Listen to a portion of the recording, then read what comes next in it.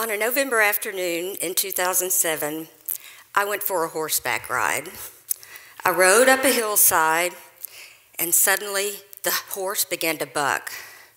I flew through the air and landed on my heel, forcing the head of my femur through my hip socket, shattering my hip joint. As you can see, the surgeon put my hip back together, but I was told that I would likely walk with a limp. At the time of the accident, I had been working on my PhD, and during my recovery, I took a break from that, and I spent a lot of time daydreaming. In one of those daydreams, I would visualize myself walking across the stage to earn my diploma without a limp, which they had said I would likely have, and wearing heels. In all honesty, I've always been a daydreamer. When I was a little girl, my parents used to fight quite a bit late at night. And on those nights, I would slip down the stairs out of sight and sit. One of my brothers would usually join me. We were there just in case my mom needed our protection. In order to distract myself from the stress and tension and the harsh words, I would daydream. I would daydream about happy times with my family and a great future. How many of you have daydreamed recently? Show of hands. Not today during the talks, right? Well, if you have, don't feel guilty, because daydreaming is a universal human experience. And think about this, it's the first virtual world that each of you knew. How cool is that? Well, unfortunately, daydreaming tends to get a bad rap, and I don't think it should. So today, I'm going to tell you why. Daydreaming has lots of benefits. It's important for developing the imagination, and having an imaginative mind is critical for skills such as inventing new things, solving problems, thinking creatively, and making meaning out of situations. To be clear, I'm not talking about unfocused mind wandering. So if you're working a complex math problem and your mind drifts off, you probably won't do well on that problem. On the other hand, relaxed daydreaming is a way to reflect on life's events and make meaning of those events. During daydreaming, you experience imagery, self-reflection, insight. You make connections between complex ideas, leading to creative thought. Daydreaming is also called positive constructive daydreaming, a term coined by researcher Jerry Singer. He was also a psychologist.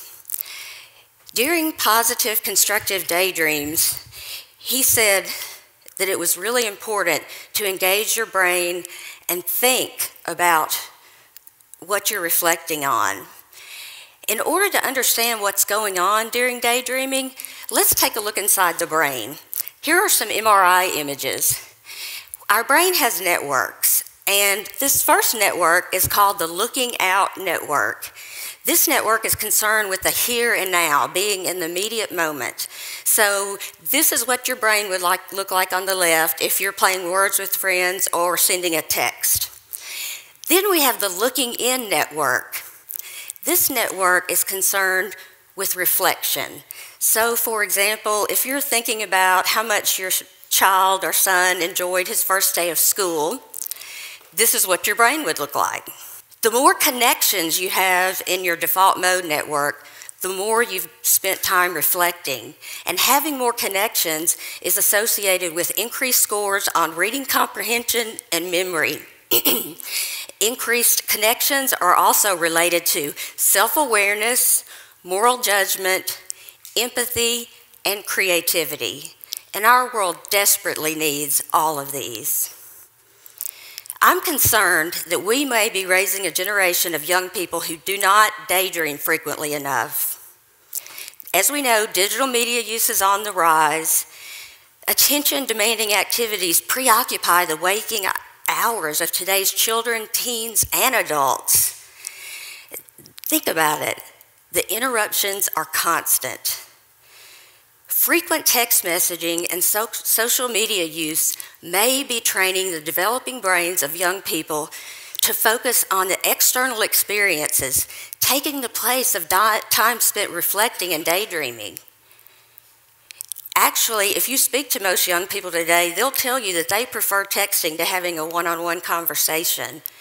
And recent research reveals that with an increase in texting comes a decrease in reflection.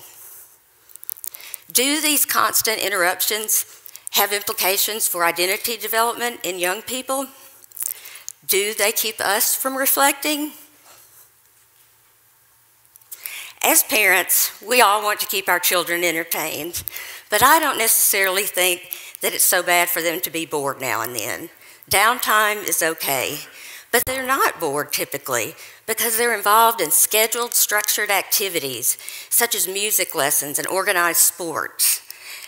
They're on their devices, as I've mentioned, a lot. And recess has been cut due to a focus on academics and standardized testing.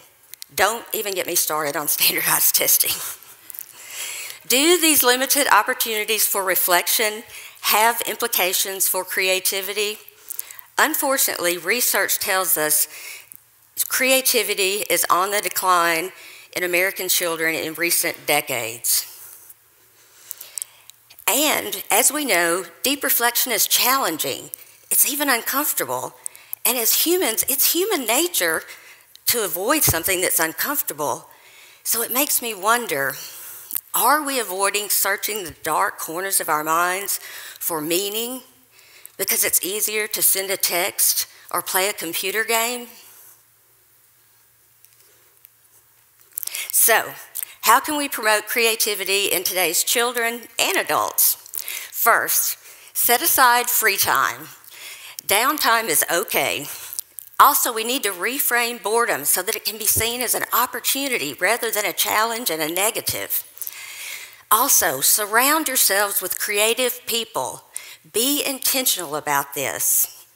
Schools, what can schools do? I truly believe if schools would just set aside a few minutes for children to reflect and process, their learning would improve, they would be more creative, and guess what? I bet they would score better on those standardized tests, right? Right? Okay.